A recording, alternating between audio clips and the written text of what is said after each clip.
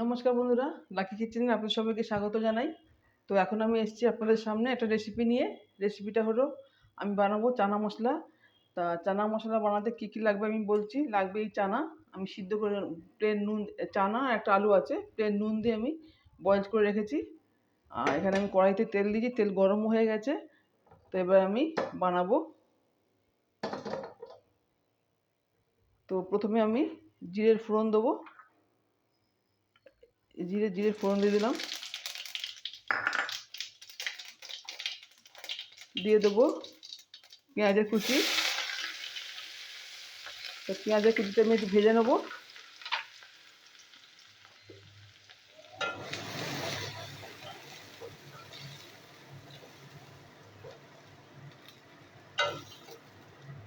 পেঁয়াজের কুচিটা একটু ভেজে নিই আমি।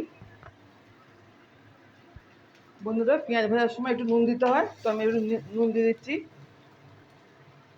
অল্প করে নুন দিয়ে দিলাম। দিয়ে পেঁয়াজটা আমি ভাজবো। তো পেঁয়াজটা আমি ভাজি।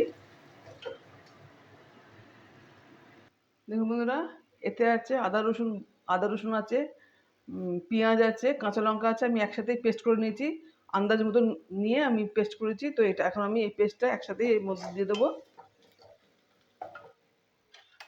আদা রসুন পেঁয়াজ আর কাঁচা লঙ্কা একসাথে পেস্ট করে নিয়েছি।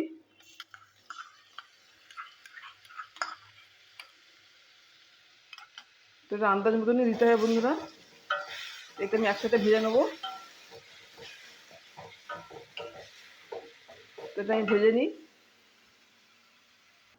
দেখুন বন্ধুরা, এখানে আছে ধনে জিরের গুঁড়ো, হলুদের গুঁড়ো আর লঙ্কার গুঁড়ো। তো আমি এটা একসাথে জলে মিশিয়ে আর মশলায় দিয়ে দেবো। আর এখানে মশলা ভালো করে ভাজা হয়ে গেছে।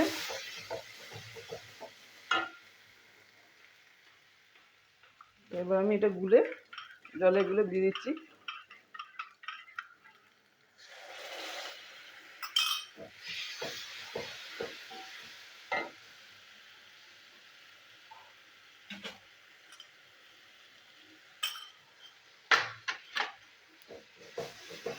এই মশলাগুলো আমি ভালো করে কষিয়ে নেবো। দেখুন বন্ধুরা, এবার দিয়ে দেবো টমেটোর পেস্ট। মশলা কষিয়ে নিয়েছি, এবার দিয়ে দেবো টমেটোর পেস্ট।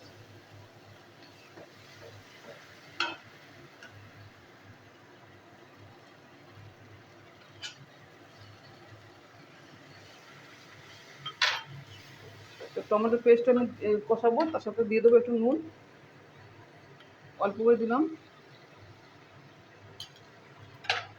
অল্প অল্প করে দিলে বন্ধুরা আন্দাজ বোঝা যায়, না তো নুন কম বেশি হয়ে যাবে, বেশি হয়ে যায়। তা আন্দাজ অল্প অল্প করে দিলে নুনের পরিমাপটা ঠিক থাকে। আমি এখন মশলাটা কষাবো। দেখুন বন্ধুরা, মশলা কষানো হয়ে গেছে, তেলও ছেড়ে গেছে। আমি দিয়ে দেবো একটু গরম জল।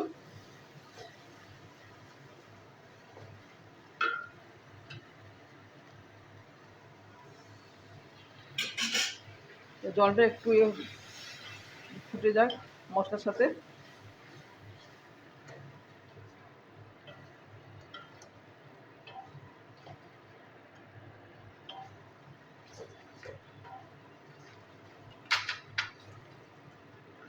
এবার দিয়ে দেবো সিদ্ধ করা ছোলা।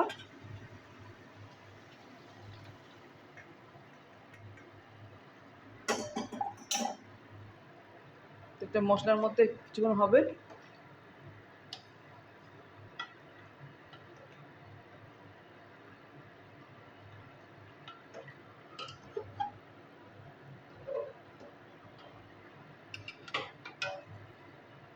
এই মশলার মধ্যে কিছুক্ষণ হোক, 2-3 মিনিট হবে।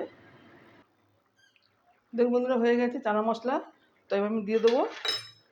চানা সুন্দর গলে গেছে, এই দেখুন চানা পুরো গলে গেছে। তো এবার দিয়ে দেবো ধনে পাতা।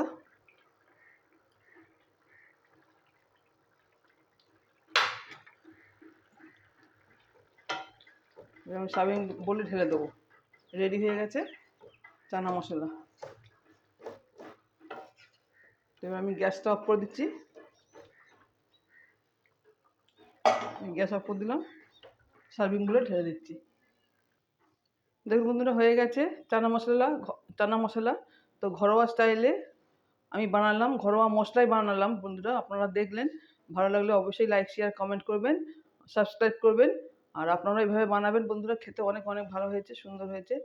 তো এখনকার মতন টাটা, নমস্কার।